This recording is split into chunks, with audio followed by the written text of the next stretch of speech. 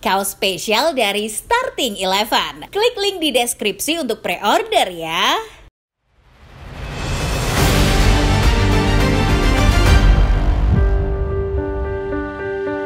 Timnas Indonesia baru-baru ini telah mencetak prestasi yang luar biasa.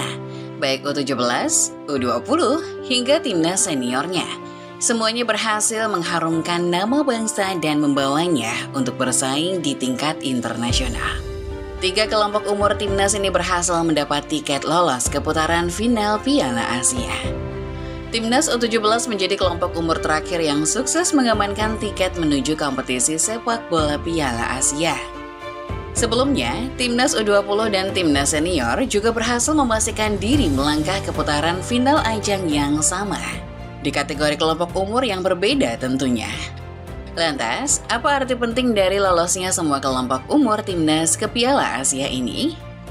Sebelum kita mulai pembahasannya, alangkah baiknya football lovers tekan dulu tombol like, subscribe, dan nyalakan notifikasinya supaya tidak ketinggalan berita-berita terbaru lainnya seputar sepak bola dari channel Starting Eleven Moment.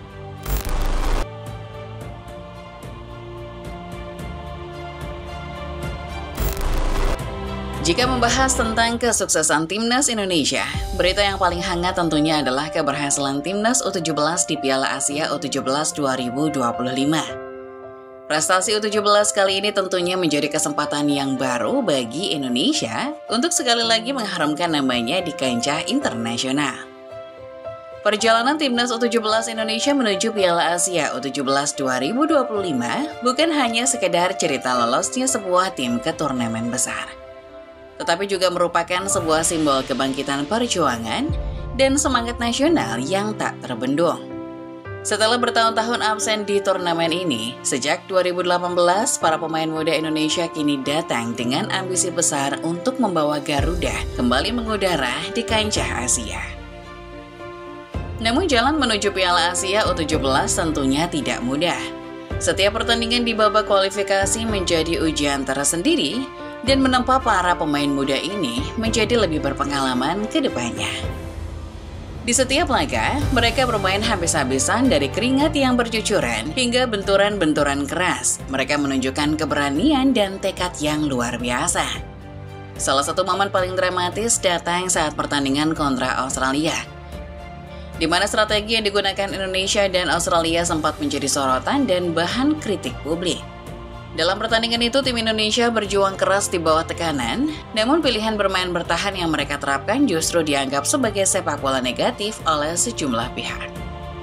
Meskipun demikian, keputusan itu diambil bukan tanpa alasan. Pelatih dan pemain menyadari kekuatan lawan dan memilih strategi yang mereka rasa paling tepat untuk mengamankan kesempatan ke babak selanjutnya.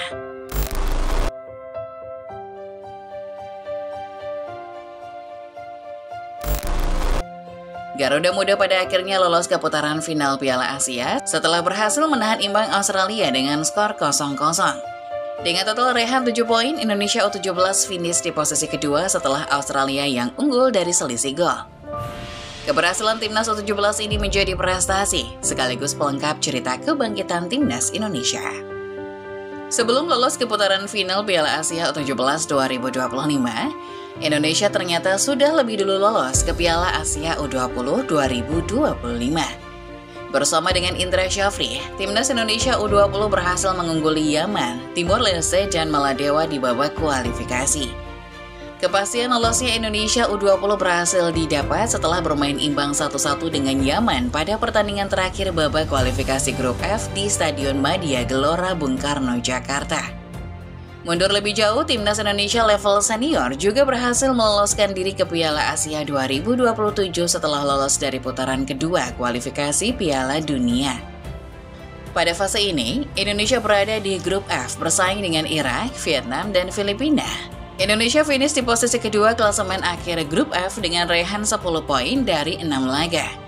Hasil itu membuat Indonesia lolos ke putaran ketiga kualifikasi Piala Dunia 2026 zona Asia, sekaligus fase grup Piala Asia 2027.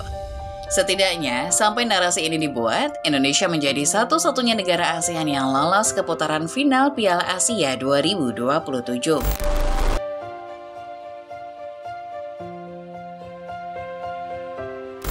Keberhasilan Timnas U17 Indonesia melangkah ke Piala Asia U17 2025 merupakan tonggak bersejarah yang tak hanya berarti bagi tim tetapi juga bagi seluruh bangsa Indonesia. Kesuksesan ini mencerminkan harapan, kerja keras, dan tekad yang tertanam dalam setiap jantung pecinta sepak bola tanah air. Ketika Garuda Muda memasuki arena Asia, mereka bukan sekedar membawa nama mereka sendiri, tetapi juga membawa mimpi jutaan rakyat Indonesia yang merindukan momen kebanggaan di pentas dunia. Keberhasilan ini menjadi lebih istimewa karena Indonesia telah mencetak rekor yang luar biasa dengan menjadi satu-satunya negara di ASEAN yang berhasil meloloskan 3 kelompok umur timnasnya ke Piala Asia. Prestasi ini sungguh gila, terutama ketika kita bandingkan dengan negara-negara lain yang juga memiliki tim nasional kuat, seperti Thailand dan Vietnam. Meskipun mereka memiliki prestasi gemilang di pentas internasional, nyatanya tidak semua negara bisa menyamai pencapaian ini. Meskipun begitu, di luar ASEAN, Indonesia ternyata bukan satu-satunya yang pernah mencapai rekor gila ini. Sebelumnya sudah ada 8 negara lainnya yang lebih dulu meloloskan 3 timnasnya ke Piala Asia. 8 negara itu antara lain adalah Jepang, Korea Selatan, Arab Saudi, Australia, Iran, Uzbekistan, Korea Utara, dan Cina.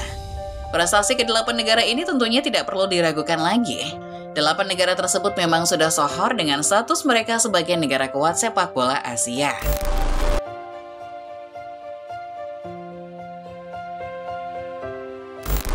Keberhasilan Timnas U17 Indonesia melangkah ke Piala Asia U17 2025 adalah bukti nyata dari perkembangan sepak bola Indonesia yang semakin kuat. Setelah bertahun-tahun penuh tantangan, kerja keras berbagai pihak mulai berbuah hasil, menciptakan gelombang kebangkitan yang nyata di depan mata kita.